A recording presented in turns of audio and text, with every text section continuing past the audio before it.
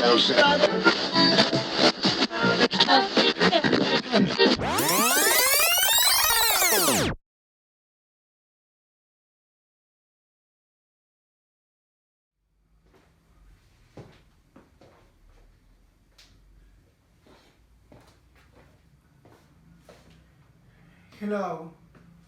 my name is Mr. Cruz, and this video is going to be for all my students that belong to mainly to Uptex.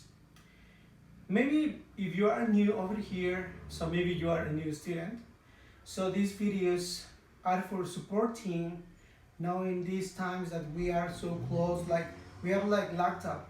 So laptop means that you were in the jail. So today is Wednesday, May the 13th, 2020. Well, basically, the topic that we are going to check today is present perfect tense. All right? So this topic has been checked before, maybe in secondary school, in high school, and now in the university.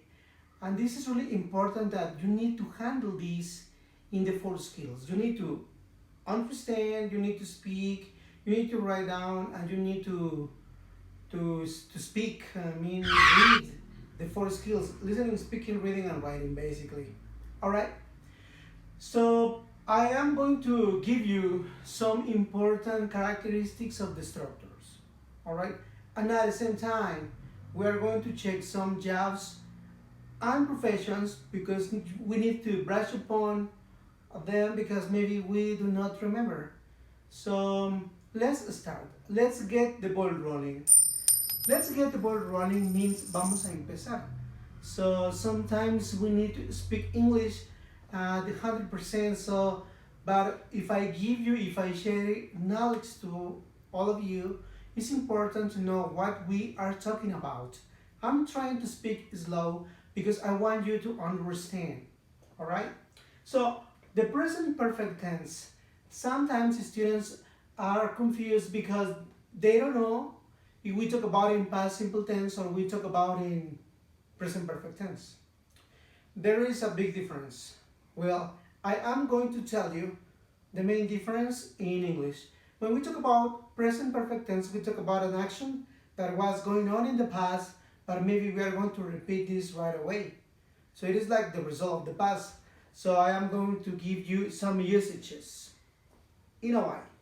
Firstly, so we have the present perfect tense. Okay, it is the auxiliary verbs. It is one important thing. That is why I just wrote down over there that the main characteristics are the auxiliary verb. I don't want you to get confused. Auxiliary verb is a thing and a verb is another thing. And sometimes we get confused because of that simple thing. Here we have auxiliary verb, or maybe you don't want to utter a verb, you can say only auxiliary and the verb. And then we have no trouble because sometimes we get confused when we say auxiliary verb and maybe the verb, all right? I'm sorry for the noise. So, but in here we have a lot of rickshaw drivers, you know. A lot of rickshaw drivers, a rickshaw driver means bicitaxista. So a rickshaw driver is a bicitaxista. So but anyway, we have a lot of people working in that way to survive. So above all now these times that we are everybody locked up, like in the jail, right inside of your houses. So but okay, going to the main point. Okay, the auxiliary verb is has, have. So it means that if we are going to write down one example with present perfect tense in positive, we say has, have. And if we write down the auxiliary or the example, sometimes we call them like exponents. In negative is has not, have not.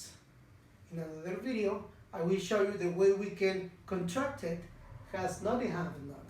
But basically, the auxiliary verb here in this tense is has, have, and has is going to be used for he, she, it. And have is going to be used for I, we, you, they. Alright, this is the way we are going to use the auxiliary verbs. Now, the main verb is going to be in past participle. I just wrote over here a verb, escribir. You know, we have different ways to write down escribir. So here we have the base form, the past tense, past participle, and present participle. So check it out. The verb that is going to be used in present perfect is past participle. We cannot use base form in present perfect. We don't use past tense in present perfect. We don't use present participle in present perfect. What we are going to use is past participle. That is why we have write, wrote, written, writing, or write, wrote, written, writing. So the verb that we are going to use is written. All right. These characteristics are really important in present perfect. All right, because we need to use those auxiliary verbs and this verb in the structure.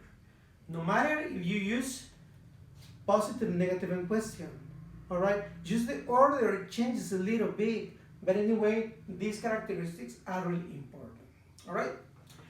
So now, how are we going to use present perfect tense?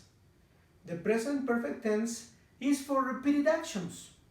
If we repeat one action right away, we did something in the past, or maybe we are going to do it maybe tomorrow. So I already know that tomorrow belongs to future. So, but anyway, when we talk about repeated actions that you repeat one time after another, and then so on, it means that we need to use present perfect. Check it out. But anyway, I am going to give you three different usages. And the first one is when we have the result of an action in the past. For example, check it out. I have eaten popcorn. Okay, check it out. The first usage, when we talk about the result of an action in the past, maybe yesterday, or maybe in the morning today, I just ate popcorn, but now I can tell you, if we talk about present perfect, I have eaten popcorn, or I have eaten popcorn. So sometimes real English is spoken faster, and we have some effects that we have in spoken English that maybe in another video we're going to check. Alright, then this is the first usage. It's a result of an action that maybe we did in the past. Alright? I'm going to give you more examples later. The usage number 2 is recently completed actions. Recently completed actions. In these examples, we are going to use a word, and this is going to be the word that needs to be used. Check it out. I have, and this is the word I am going to use. I have just. Okay? Recently completed actions. We need to include this word. And then I've just finished it. I have just finished it. This is the second usage. And now, state beginning in the past and still going on. Alright? Alright? The state beginning in the past and still going on. It is like basically almost like this. So, but I mean, it continues happening all the time. It is like, I mean, let's talk about something that is still going on right away. We talk about politicians in Mexico. I don't know the way they do it, but anyway, they are stealing money from our taxes that we pay every month, right? So check it out. Now, politicians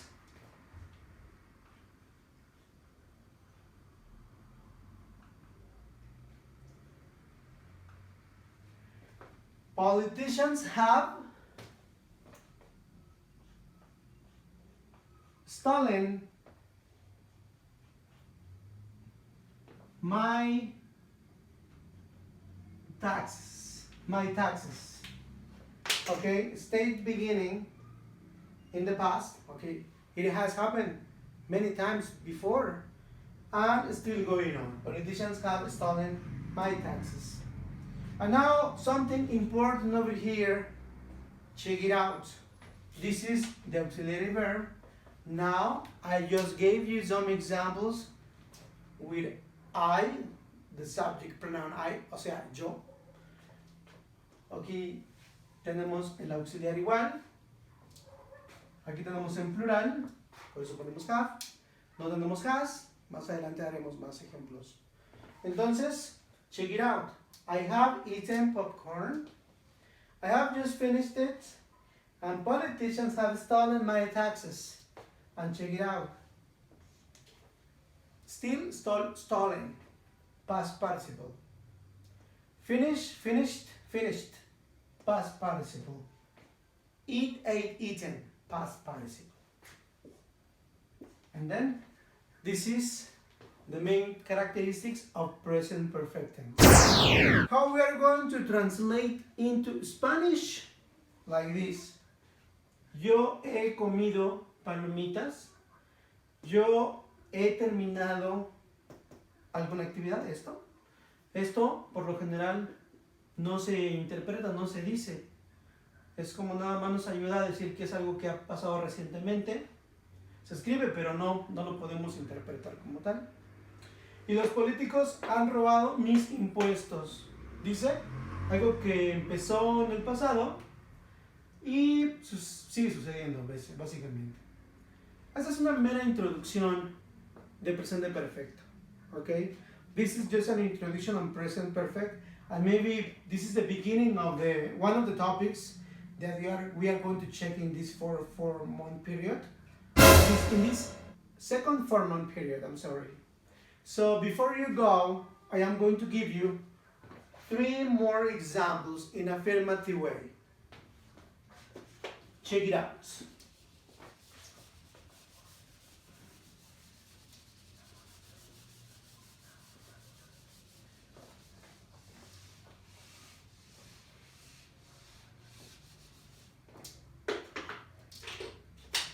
Here we have a woodcutter. A woodcutter in Spanish is leñador. It is a person that lives in the wood, in the forest, and he cuts off pieces of wood. Alright? So, for example, giving you some examples in present perfect, a person who lives in the wood obviously cuts wood all the time. I am going to give you the example. The woodcutter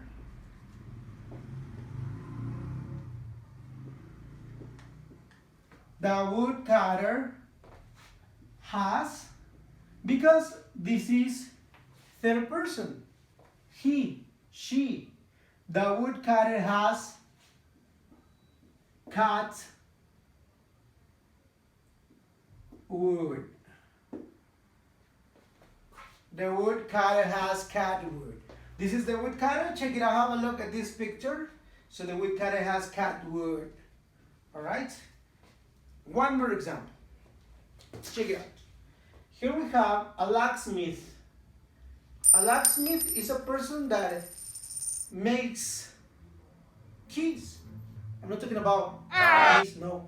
I'm talking about keys to open the door. When you lock the door, when you lock the main door, when you lock the office. So it's a locksmith. Locksmith in Spanish means cerrajero.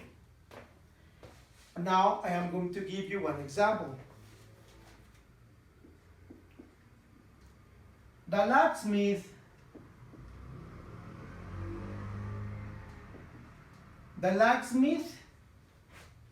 makes,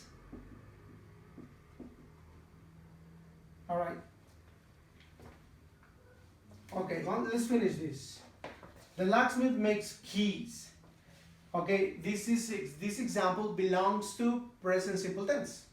So Now I am going to give you one example in present perfect. Check it out. The locksmith has, because this is third person, the locksmith has made keys. Okay? I don't want you to get confused. This example is routines. This example is present perfect. Okay? Auxiliary verb, verb in past participle. And in here, as you can see, I don't know if you can see, this is a lawyer. A lawyer is abogado. So if you are a troublemaker, a troublemaker person means that una persona que se mete en problemas every time he's in the street, like young people. So maybe a lawyer, let's write like this, a lawyer has helped, a lawyer has helped, a lawyer has helped my cousin many times. All right. A lawyer has helped my cousin many times. A lawyer has helped my cousin many times. All right. Down in here we have it is the third person. So then here the auxiliary verb and the verb in past participle. It means that in here we have just three examples in affirmative or in positive way. So this is the way we build sentences in affirmative, present perfect tense. So to finish this video, check it out. This is the auxiliary verb again, the verb in past participle, the auxiliary verb, the verb in past participle, the auxiliary verb, and the verb in past participle. Here I just gave you some examples in positive. Maybe the next video is going to be about negative and question, but basically this is an introduction for present perfect tense. I hope you like this video because I want you to understand, and well, basically sometimes we need to pronounce in a different way because English is different than Spanish, and sometimes we already know that we're Mexican, right? So, but we need to speak English better, later by later, but we need to practice one time after another, and then we need to go on and speaking, not only grammar, so master English, practicing all the time. So thanks so much and have a wonderful day. Goodbye.